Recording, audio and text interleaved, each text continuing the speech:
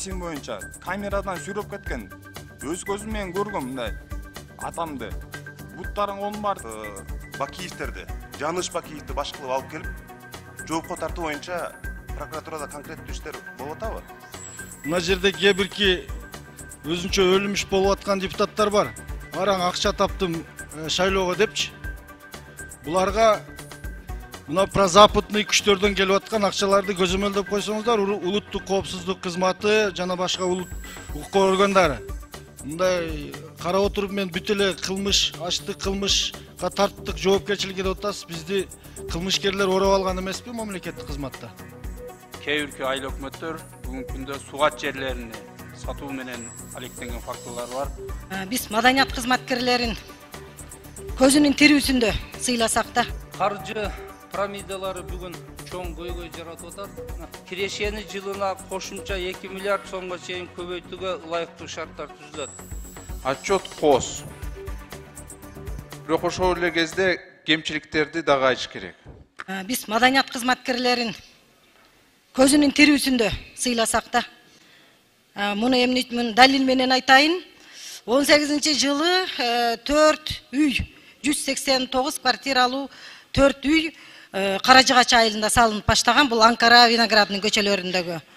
18-19 жылы 2 үйү 3 этажга чейин чыкты. 2 үй турат. 20-21 мына быйыл 22 жылы да токтоп турат да. Маданият кызматкерлери бул эми тарыхта bir чоң bir өзгөрүү болот экен, үй алат экенбиз, квартира алуу болот экенбиз деп абдан кубанып атышкан. Ошон үчүн мына Алмаз Акунжанович, ушуну эч кечиктирүүсүз бул эми пландагы үйлөр бүтүш керек да. Качанга чейин биз маданият кызматкерлерине ушул же болбосо мыйзамдагы бюджеттин мыйзамдагы 3%-ын бербей 1%-ын төгөрөгүндө акча бөлсөк, экинчиден шарт түзбөсөк буларга көзүнүн тирүүсүндө сыйлайлы. Ошон үчүн ушул үйдүн ишин тездетип берсеңиздер. Бул дайыма айтылып эле атат, бирок быйыл 22 жылда токтоп туруп атат да. Ошон үчүн ушуну тез арада курулуш ишин баштап, жок дегенде 2 үйдү бүтүрүшүбүз керек, башталып калган. 189 квартиралуу 4 үй өзү. Рахмат. Урматтуу депутаттар, жогоруда мен айтып кеткендей, 1 жыл ичинде 254 миллион сомго көбөйсө, мына жылдын башындагы 2,5 айда 21 миллион сомго көп берип атат. Демек, жылдын акырына чейин бул алдын ала божомолдор боюнча укук бузуулардын бирдиктүү реестри жана коопсуз шаар системасын бириктиргенде кирешени жылына кошумча 2 миллиард сомго чейин көбөйтүүгө ылайыктуу шарттар түзүлөт. Ну, к сожалению, вот такой вот справедливости не получается, да, вот Нурбека Тактакунова вот в прошлый раз посадили на 5 суток. Только из-за того, что он одному судье сказал, ты никто. А другому министру, который сказал, судьи продажные, его, ему ничего не сделали, да? И нету никакой справедливости. Вот на прошлом заседании тоже я говорил про КСИН, да, про Атамбаева Алмазбека Шаршеновича, что суд ничего не дал, никакого разрешения на принудительный привод. Ну вот до сих пор вот по октябрьским событиям вот возьмите, пожалуйста. Вот на орозо жөнүндө айтып атабыз, мына ыйыкра этот Рамазан, анан кийин мындай адамгерчиликтүү болуш керек, ыймандуу болуш керекпиз, Кудайды эстеп. А бирок кандай эстеп атпайбызбы? Мына 8 күндөн бери мына 11-ине чейин сотто кылып койду, күн сайын 2 жолу больницада жатат да. Больницада деп коем, скорый алып кетти. Соттон 2 жолу алып кетти. Эми ар бирөөсүнүн ата-энебиз бар, эми просто так тоже нельзя же так поступать. Просто силерден сураныч да. Я почему вам верю? Потому что вы тоже вот в свое время против власти выходили. Поэтому я вам верю, да? Ошон үчүн сизден сураныч. Курманкул Токтаралыевич, ушуну көзөмөлдөп бериңизчи, мына кесим боюнча камерадан сүрөп кеткен. Өз көзүм менен көргөм мындай атамды. Буттарын колун баары сыйрылуу болчу. Бир да эме жок да, мындай сдвиг жок да. Анан кийин мына Кой Таш боюнча, жана Кой Таш окуясы боюнча канча иш жүрүп атат, мына жанакы свидетелдер, адвокаттар баары тең жанакы окууга келгенсип болуп калды да, күн сайын 10 секунд кошуп бериңиздер. Октябрь окуясында да ошондой эле болуп атат, күн сайын болуп атат азыр сот. Ошон үчүн сизден өтүнөм, Курманкул Токтаралыевич, ушуну кичине токтотуп бир адилеттик мындай чечим кылып бериңизчи. Ошондон сураныч сизге. Рахмат. Рахмат Сейитбек Алмазбекович, сиздин каалооруңузга. Биз ар дайым адилеттүүлүктү сактап келгенмин, мен дагы сактайм. Бул өкүмдөр боюнча мыйзамдуу чечимдер кабылданат. Анан сиз бир-эки маселе айттыңыз, жооп берип койбосом болбойт. Себеби Токтакынов боюнча чара көрүлдү. Ал эми жана министр Бешеналиев жөнүндө айтып атасыз да, Бешеналиев жөнүндө да чара көрүп атабыз. Просто кээ бир кызыккан тараптар буга көңүл бургусу келбейт да. Бешеналиев боюнча өзүнө биз эскертүү бердик. Өзүнө жана талас боюнча айтканы боюнча. Андан кийин жанагы больницага барып алып сүйлөгөн сөздөр боюнча кызматтык этиканы бузганды боюнча кабинет министрине сунуш бердик. Андан кийинки органдарга карата айтканды боюнча дагы тартиптик чара көрүү боюнча сунуш бердик.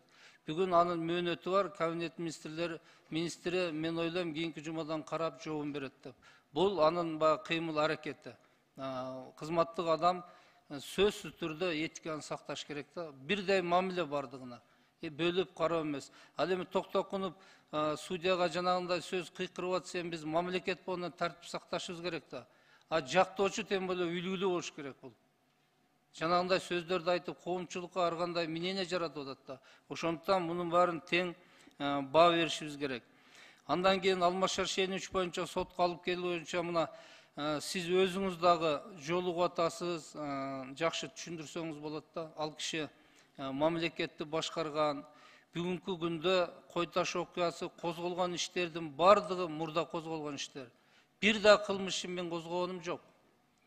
Бардыгына объективдүү баа берип, түшкөн арыздар боюнча да чечимдер туура кабыл алган негизинде бүгүн бир да кошумча иш козголгон жок. Ошо козголгон иштердин бардыгын бириктирип үчкө бөлгөнбүз. Сотто каралып аткан. Биринчи Кой Таш окуясы боюнча. Кой Таш окуясында андан кийин Дастан боюнча билесиз, Токой фондусуна таандык жетилкеси боюнча, анан жанагы Бишкек жылуулук борбору боюнча. Буну эми 20 апрелге жылдырып койду, себеби биринчи күнү Алмаз Шаршенович келүүдөн баш тартты. Эми ушул жерде биз бардыгыбыз, урматтуу депутаттар, мындай калыс болушубуз керек да. Эгерде соттолуучу сыртта жүрүп сотко келбей койсо, мажбурлап алып келүү чечим чыгарылат да. Камакта жаткан адам жөн алып келинет, ал ким болбосун. Бирок ошо орган дагы сыйлаган негизинде ал кишини ооруп атат деп келбей койгонда мына кече мурунку күнү ошондой чечим чыгарды, бирок иш 20 апрелге жылып кетти. Ал эми сиз айткан Октябрь окуясы боюнча мына 2 күн болду, 2 күн сот башталган жок. Адвокаттардын жасалма кадатайстволор менен күбөлөрдү келгенде сот же прокуратура органы күнөөлүү эмес, келип атышат, процессти баштай албай атат. Сиз айттыңыз, адилеттүү катышып берсин, ден соолугу Кудайга шүгүр жакшы эле биздин маалымат боюнча комиссиялык врачтарды комиссион экспертиза кылалы деп жиберсек, ал киши өзү баш тартып атат, көрүп атасыз, өткөртпөй атат. Эгер ден соолугу оор болсо, врачтарга көрүнсүн, чечим чыгарып берсин, ошондой ишти карайлы. Бул жерде эч кандай кызыкчылык жок. Кылмыш болгондой мына ушул иштер боюнча 60 жолу соттук отурум болуптур. Ошонун бирөөсүн да баштатпай атат. Эми кандай түшүнсөк болот? Ошондуктан биз орган катары сот бийлигине тоскоолдук кылбай, ак карасын чечим чыгарсын да. Бул сизден да ушу түшүндүрүп, ошондой жактоочуларды оордум деп, ар кандай шылтоолор менен ишти жылдырганга тоскоол болуп, өбөлгө түзүп берсеңиз жакшы болот. Кээ бирки айыл өкмөттөр бүгүнкү күндө сугат жерлерине сатуу менен алектенген фактылар бар. Ошого көңүл буруп, бул мындай коррупциялык схемага бөгөт койсоңуз деген сунуш. Рахмат. Рахмат, Айбек Туроталиевич. Сос объекттер боюнча мен баяндамамда билдирдим. Көптөгөн бала бакчадан тартып, спорт залдар, көп объекттер бүгүнкү күндө мамлекетке алынып атат. Бирок ар бир объект боюнча биз өзүнчө аны мыйзамдуулугун карап атабыз. Себеби адамдын укугу, сатып алуучунун дагы укуктарын биз тебелебешибиз керек да. Эгерде сос объектте эле 20 жыл, 15 жыл мыйзамдуу алган, же мыйзамдуу сатып алган болсо, алардын укугун да биз бузбашыбыз керек. Ошондуктан орчунду, оркойго мыйзам бузуу менен алгандарын мамлекетке өткөрүп алып атабыз. Башка объекттер боюнча иш чаралар толук жүрүп атат. Экинчиден, мына туура айттыңыз, азыр жана буга чейин басып алган жерлер боюнча документтештирүү жүрүп атат. Бирок азыр дагы жаңы басып алуу, фундамент куруу фактылары болуп атат. Бул айыл өкмөттөрдүн кемчилиги да, өкмөттүн менимче жобосу бар, иштөө. Ошол жерде айыл өкмөт басып алуу болуп атса, мыйзам, мисалы, укук коргоо органына сразу кайрылыш керек, милиция кызматкерлерине. Алар чара колдонуш керек да. Мындан ары бул кесепеттерди биз токтотушубуз керек. Ал эми бир 10 жыл, 5 жыл мурун басып алып, үйлөр салынып калыптыр, аларга шарт түзүп берип бир жолу деген баягы президенттин чечими бар. Рахмат. Бул кыйын экономикалык абалда финансовый пирамидалар көбөйүп атат да. Ошонун бирине Финико компаниясына мага Бишкек шаарынын пенсиядагы медик Уржанова эжекебиз кайрылыптыр. Мага ошогондор көп дейт да. Ошондой финансовый пирамидаларды көзөмөлгө алыңыз деп мен суранат элем. Абдан көп болуп, мен ойлойм, депутаттардын баарынын дарегине эле келип атат ошондой арызданган каттар. Бул биринчиси, экинчиси 2020 жылы вице-премьер болуп иштегенде биз деген кара июлда келген сырттан келген каражаттардын сарпталышы боюнча, анан ошо каза болгон жарандарыбыздын туугандарынын арыздарын башкы прокуратурага жөнөткөнбүз, ошо менен УКМК и финансовый полицияга. Жыйынтыктар барбы азыркы этапта, ошол көзөмөлгө алындыбы, кандай болуп атат деп? Каржы пирамидалары бүгүн чоң көйгөй жаратып атат. Бул боюнча мен сизге биринчи статистиканы айтып берейин. 2020 жылдын 12 ай ичинде каржы пирамида фактылары менен жалпысынан 3310 сотко чейинки өндүрүш тергелген. Анын ичинен 3052 кылмышы соттук кароого жиберилген. Жабырлануучулардын саны 3308 адам түзөт. Жалпы келтирилген мамлекеттик чыгым 465 миллион 56 миң 788 сом 74 тыйынды түзөт. Ал эми 2022 жылдын 3 айында каржы пирамида фактылары менен жалпысынан ушу жаңы жылдан бери 577 кылмыш козголгон. 339 кылмыш соттук кароого жиберилди. Жабырлануучулардын саны 650 адамды түзөт.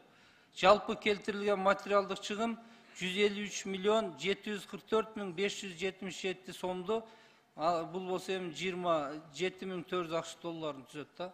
Бул жалпы келтирилген чыгым. Урматтуу Элвира Жылгалбековна, пирамида чоң көйгөй болуп атат. Прокуратурага билинип калган да бир жана алтын, зергер буюмдарын сатып алуучу пирамиданы бизге арыз келип түшкөндүктөн тез арада ыкчам иштерди козгоп, бир нече адамды камаганбыз. Менимче чыгым бир 400 миң тегеретесинде доллардын.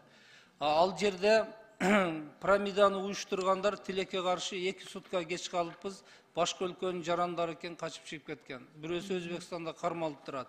Бүгүнкү күндө пирамиданы түзүүгө шарт түзгөн юристтер, ошо офисинде иштеген кызматкерлер камакта. Биздин негизги максат жана материалдык чыгымды өндүрүү.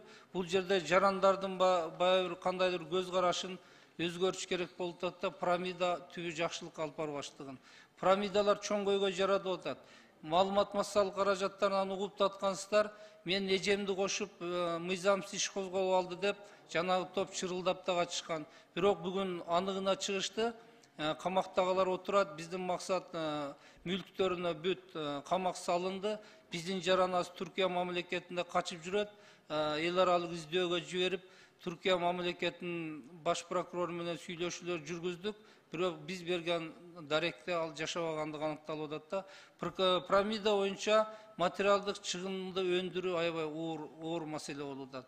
Негизги көйгөй мамлекетте ушул азыр. Экинчиден, сиздин жанагы вице-премьер болуп турганда иштеген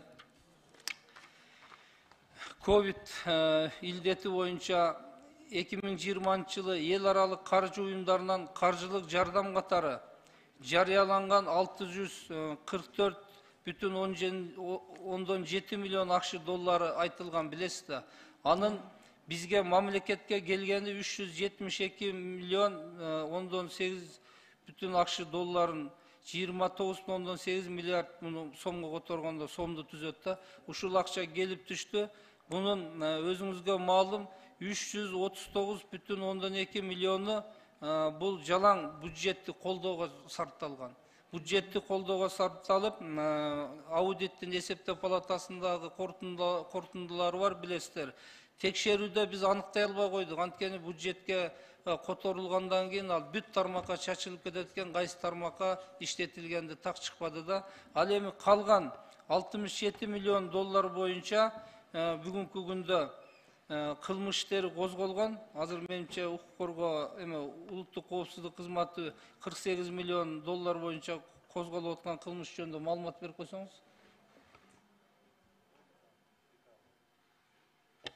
Урматтуу Элвира Жыргалбек мына бул факт боюнча дагы иштер келип жатат, азыр тергөө стадиясында. Тергөөчү өзү иш козгой албайт, прокурордун макулдугу жок. Жанагындай бир рапорт менен, кандайдыр бир заказ менен иш козгоп, эгер прокурор менен сүйлөшүп алып ошондой мыйзам бузуулуктар болуп атса, сиз жалпы айтпай ошол так фактын айтсаңыз же фамилияны айтсаңыз, бизге ошол керек. Бүгүн текшерип ордуна койгонго. Себеби башкы прокуратурада мен бүгүн толук айта алам, бизде трайбализм, паракорлук менен аныкталган дээрлик токтоду. Прокуратурадан кадрга алуу, кызматка көтөрүү бизде жөндөмүнө жараша. Ал эми район, шаарга биз колубуз жетпей атат, мындай кемчиликтер бар. Биз моюнга алабыз. Ички иштер кызматкерлеринин тергөөчүлөрүндө, улуттук коопсуздук кызматкерлеринин тергөөчүлөрүндө болуп атат. Бирок бир күндө баарын жыйынтыкталбайт экенсиң. Кудай буйруса, ушул жылы булар боюнча бир ийгиликтерге жетишебиз деген ойдомун. Рахмат. Процедурный 5-ші микрофон. Рахмат. Сверлов округу, мен бүгүн компьютерим иштей эле экен, бул жактан берип алайын суроону. Барыңыздарды Орозов ай менен куттуктайм. Урматтуу Курманкул Токторалиевич, азыр отчетуңузду уктук, аябай жакшы. Мына жерде жүздөгөн мамлекеттик кызматкерлер деп айтып кеттиңиз. Мыйзам бузган. Миллиардтаган акчалар өндүрүлдү деп. Мындай карап отуруп мен бүт эле кылмыш, аштык кылмышка тарттык жоопкерчиликке деп атасыз. Бизди кылмышкерлер ороп алган эмеспи мамлекеттик кызматта? Булар эмне үчүн мынчалык көп кылмыш кылып атат? Же айлык азбы, же коррупциялык схема барбы, же бул эмне үчүн болуп атканын айта аласызбы? Жана мен айткан миңдеген мамлекеттик кызматкерлер тартиптик жоопкерчиликке тартылышкандыгын айттым. Бул бир кандайдыр мыйзамды аткарууда кетирген кемчилдиги. Бизде жалпы көзөмөл бөлүм башкармачылыгы бар республика боюнча. Жанагы квартал сайын плановый проверка дейт. Аны приказ чыгаргандан баштап кабыл алган чечимдерине чейин кварталына бир текшерип турабыз. Ошондо мыйзам бузуучулуктарды кетиргендерди мен санап бердим да. Бул дагы аз бирок. Себеби былтыркы жылы мораторий болуп биз арыздын негизинде гана текшердик. Быйыл мына 1 марттан баштап пландуу проверкалар кетти. Азыр саламаттуу сактоо министрлиги, Финразведка, дагы статистика, госстандарт үчөөндө плановый проверка бул башкы прокуратура тарабынан кетип атат. Шаардык, райондук прокуратуралардагы айыл өкмөттөрдөн башкаларын бүт бир жылдык иштерин ошо көзөмөл иретинде текшерип чыгат. Ал эми кылмыш козголгон кылмышкерлер толуп калган деп туура айтып атасыз да, бизде акыркы 10 жылда мамлекеттик түзүлүш талкаланып калыптыр. Мына былтыр баш мыйзамдан баштап бүт мыйзамдарды кабыл алып иретке эми келди да. Ошондо кээ бир акча каражаттарын таап алып, айрыкча тендер боюнча, курулуш иштери боюнча, тоо кендери боюнча, электр тармактары боюнча чындыгында кылмыштуулук аябай өрчүгөн. Мына чекеден тергеп атабыз, эми колдон келишинче аныктап, жыйынтыгын көрсөтөбүз деген ойдомун. Рахмат. Экинчи суроом. Сиз мына 1 жылдан бери Кумтөр боюнча иш алып барып атасыз. Канча премьер-министр кылмыш жоопкерчилигине тартылды, канча министр? Алар кимдер? Бүгүн кандай болуп атат алардын абалы? Так, Кумтөр боюнча улуттук коопсуздук кызматы сиздерде маалымат берсеңиз? Менде бар экен. Мен да маалымат берейин, алып алдым. Так, Кумтөр долбоорун ишке ашырууда кылмыштуу иш алып барган бул мыйзамсыз жол менен материалдык пайда алуу, ошондой эле артыкчылыктарды берүү максатында Сентера Голд Инк компаниясынын өкүлдөрү менен жооптуу кызмат тейлеген кызмат адамдарынын ортосунда мыйзамсыз туруктуу коррупциялык байланыш түзүлгөндүгү боюнча иш козголгон. Ал боюнча тергөөнүн алкагында жогорку кызматтарды тейлеген, алардын ичинде Акаев, Бакиев, 6 премьер-министр, 3 депутат, ошондой эле бардыгы 27 адамга карата кылмыш иши козголгон. Бүгүнкү күндө 8 адамга карата бул Пирматов, Узакбаев, Батырбеков, Оторбаев, Сарпашев, Жумабеков, Атаджанов, Жунушалиев, Айдаралиевдер соттук кароого иштери жиберилип, айыптуу өкүмдөрү чыкты. Ал эми өлкө аймагынан сырткары жүргөн 7 адамга карата бул Бакиев, Максим Бакиев, Елисеев, Төрө Мырзаев, Белковская, Курманалиев, Жиембековторго карата бул соттук кароого жиберилген иш баягы өздөрү сыртынан кароо боюнча. Ал эми калган адамдар боюнча тергөө аракеттери уланууда. Рахмат. Акаев да келип кетип жүрдү эле, бул боюнча кеңир бир кат жүзүндө берип койсоңуз. Анан үчүнчү суроом, мына бизге келген кредиттердин дээрлик 50% бул түндүк түштүк альтернативдик жолго келет. Бул боюнча иш кандай кетип атат прокуратурада?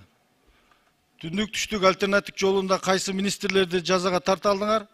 Канча жоопкерчиликке? Шайлоо Карабекович, түндүк түштүк альтернативдик жол боюнча биз бүгүн текшерүү иштерин прокуратура уюштура элекпиз. Ага кол жете элек. Сиз айткандай коррупциялык да 4-5 иш бар. Бүгүн жумуштар башталды элек ал боюнча. Чоң рахмат. Акыркы бир сунуш, мына жерде кээ бирки өзүнчө өлүмүш болуп аткан депутаттар бар. Араң акча таптым шайлоого депчи. Буларга мына прозападный күчтөрдөн келип аткан акчаларды көзөмөлдөп койсоңуздар, улуттук коопсуздук кызматы жана башка укук органдары. Булар өздөрү өтүп бүтүп келип, кийинки өтпөй калгандарга барып жардам берип жүрдү кече. Бул жерге келип өлүмүш болуп атат, зорго акча таптым деп. Ушулар боюнча да кайсы булактардан келип атат буларгачы? Рахмат. Рахмат, сиз айткан акыркы маселелер боюнча тиешелүү органдар иш аракеттерин жүргүзүп атат. Эми конкреттүү факт айтпадыңыз, мен деле жалпы жооп берейин. Ал эми депутаттарды текшерүү болбосун, депутаттардын кол тийбеси күчүндө калсын деп баш мыйзамга авторлордун бирөөмүн. Жанагындай кандай кылмыш кылса да депутат жогорку кеңештин макулдуусуз жоопко тарта албайт деп норма киргизгенбиз. Бул да жогорку кеңеш күчтүү болсун, оюн айтсын деген максат. Мен ойлойм, эгерде ошондой конкреттүү депутаттын үстүнөн сырттан акча келип аткан, кандайдыр коррупциялык иштерге караткан маалымат болсо берсеңиз, биз текшерүүгө даярбыз. Рахмат. 6-чы микрофон. Рахмат. Токтогул шайлоо округу Сулайманов. Мен эртең менен как раз мына жана бир Нарчаев деген Ленин райондук ички иштер башкармалыгы боюнча айттым эле. Ошол боюнча да азыр сиз дагы тапсырма иликтеп койсоңуз, урматтуу замминистр. Экинчиден, курманкул Токтогулович, эми бул жерде азыр суроого жазылгандар көп болгондугуна байланыштуу мен сизден суранып кетер элем, бир меске кат менен кайрылайын, өзүңүз лично таанышып, анан ушул бир диалог менен бир ушул маселени карасак. Менде ал жерде бир 4 материал бар. Ушул материалды сиз менен лично сүйлөшкөнгө возможность түзүп берсеңиз, Рахмат чоң. Рахмат. Каалаган убакта сиз байланышсаңыз кабыл алам. Суроо бергенде ушундай кат менен кайрылсаңыз, жообунда берет элек, так результат болот эле да. Рахмат сизге. Рахмат. 1-чи микрофон. Процедурный, урматтуу жыйынды алып баруучу, сиз деген мындай замечание беришиңиз керек да, депутаттардын адресине бир эчка деген бар да, баягытан бери бизди бүт кыргыз эл карап турат. Биз мындай мамлекеттик кызматкердин этикасын сакташыбыз керек. Анан биздин регламентке да туура келбейт бул. Сиз кичине этиканы маселесинде чыгып менден мурунку сүйлөбөгөн жана жаңы келген депутатыбызга кичине замечание жасап коюңуз эми. Депутаттардын адресине эми өлүмүш тиги бу деген сөздүн колдонгону туура эмес го? Рахмат. Кийинки суроо Акаев Жанарбек Кубанычевичте. Чоң рахмат. Урматтуу Курманкул Токторалиевич. Диктатордук кандуу режим кулаганына эртең туура 12 жыл болот. 12 жыл өттү. Ошол өлгөндөрдүн саны бүгүн 152ге чыкты. Ошондо 87 адам өлсө, андан ары жаракат алгандар өлүп отуруп, мына 152 адам каза болду. ошол Бакиевтерди, Жаныш Бакиевди баш кылып алып келип, жоопко тартуу боюнча прокуратурада конкреттүү иштер болуп атабы?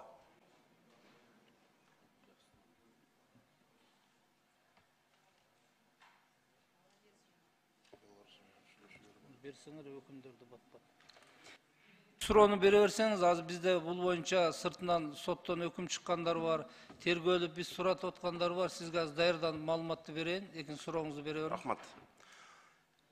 Кийинкиси сунуш, курматтуу Токтолевич. Мына мурдагы баш прокурорлордун бири азыр ынтымак деп укмуш сонун парк түшүп калды.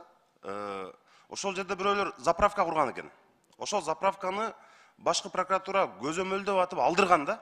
Алдырып азыр сонун парк болуп калды, элдин баары басып жүрөт. Мына азыр дагы филармониянын артында, эми элестетиңиз, шаардын борборунда. Дагы курулуш ишин соттун чечими чыккан эле, эмне болду билбейм. Филармониянын артында парк. Парктын аймагына дагы курулуш жасап атышат да. Жана бир белгилүү имарат, көптөн бери турду эле, бул эми парк да ал жерде. Же парковка жок болсо, анан мына курулуп бүтүп аткан үйлөр кулап түшүп атат. Курматтуу Токтолевич. Кулап түшүп атат эми. Шуну мыйзамды көзөмөлдөөчү катары өзүңүз ушул башаламан курулуштарга мына депутаттар комиссия түзүп кесиптештерибиз.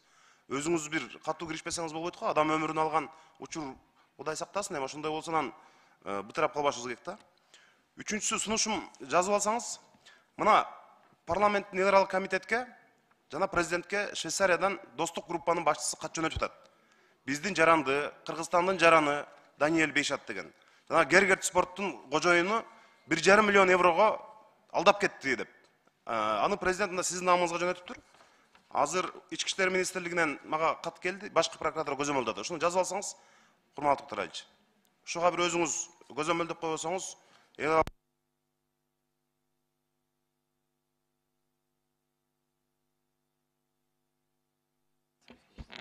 10 секунд кошуп коюңуздар. Ошол инвестициялык климатка чоң таасирин берет. Бул боюнча мен азыр депутаттар менен да сүйлөшүп атам. Аракетибизди токтотпошубуз керек. Ошону сиз өзүңүз көзөмөлдөп койсоңуз, курматтуу Токтолевич. Рахмат, Жанарбек Кубанычевич. Акыркы сурооңуз боюнча Гергер спорту боюнча кылмышты жакшы билем. Бул арыз келип түшкөн, Ички иштер министрлигинен алып кылмышты көзөмөл иретинде окуп, бүгүн прокуратуранын, башкы прокуратуранын тергөөсүнө өткөрүп бердик. Тажрыйбалуу тергөөчүгө өткөрүп бердик. 1,5 миллион доллар бул жерде талаш бар экен, алдамчылык бар экен. Биз бул ар бир кылмышты ушуга окшогон, Жанар Кубанычевич, биз терең көңүл буруп карап атабыз. Анткенде ишкерлерди, инвесторлорду коргоого өбөлгө түзөт да бул. Экинчиден, заправкалар боюнча мэрия өкмөт тарабында иштер жүрүп атат. Бүгүн шаардын ичинде заправкаларды чыгаруу, алардын куруу мыйзамдуу, мыйзамсыз экени боюнча. Ал эми филармонияда курулуш боюнча мына ишкерлерди коргоо деп биз башкармачылык бар, билесиз. Көрүнгөн курулушту баса калып текшерүүгө туура эмес болуп калат. Эгер сизде кат жөнөтсөңүз, ошонун негизинде биз текшерип беребиз. Ал эми Бишкек шаарындагы, Бишкектин жанындагы райондордо мыйзамсыз курулуп алынган иштер, мэриянын мыйзамды туура эмес жаздырып алып, коррупциялык. Ошонун негизинде курулуп аткан көптөгөн иштер бар, эми бар маалыматты бербейин. Курулуп калган үйлөр бар. Алардын жерди мыйзамсыз алып, шылымдык кылып сатып ийген, сатып алган адам, жанагы чын көңүлү менен сатып алган адам, ал мыйзамсыз жана алдамчылык жол менен жер алганын билбейт. Ал үстүнө үй тургузуп алган, же үйдүн тургузуп бүтөйүн деп калган. Мындай фактылар менен биз ондогон иштерди сотко берип жокко чыгарып атабыз. Тиешелүү ар бир факты боюнча жагдайын карап. Бишкек шаарында эң бул чоң проблемалардын бири ушу курулуш тармагындагы мыйзамсыздык, башаламандык, кызматкерлердин коррупциялык аракеттери. Ал эми сиз айткан 2005 жылдагы окуялар боюнча өзүңүзгө маалым, бул башка өлкөдө жүргөндүктөн бир нече прокуратура тарабынан каттар жөнөтүлгөн, бир нече кылмыш иштери козголгон. Ал боюнча башка